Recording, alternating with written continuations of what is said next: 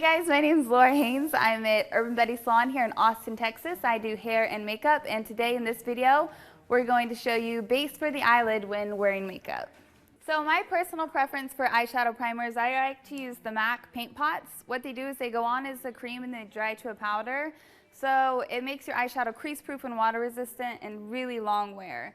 I like to use products like these instead of concealer and foundation because your eyelids tend to be a little more oily than the rest of your skin. And usually foundations and concealers have a tendency to kind of not mix so well with that oil, and they have a tendency to crease and not wear as well. So a little bit of this stuff goes a really long way.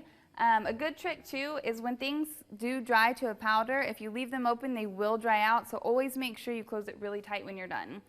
I'll just kind of show you guys too how, you know how most time on your eyelids you've got those little veins, and sometimes they have the tendency to be like a little more purple or pink toned than the rest of your face. So these are really cool because it kind of evens everything out.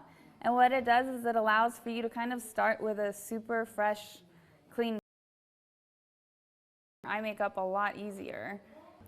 But you can just tell just from doing that the difference between both of her lids. It kind of mattified everything, it covered up all those little funky spots, and it just kind of makes doing your makeup a little bit easy. These are super user friendly too, which is awesome. There's a lot of competition with this product too. A lot of people have their favorites and you can kind of pick and choose which one's the best for you, but these happen to be my personal favorite and they seem to last a really long time. So my name's Laura Haynes. I'm with Urban Betty Salon here in Austin, Texas. I do hair and makeup here, and I just showed you guys base for your eyelids when you're wearing makeup.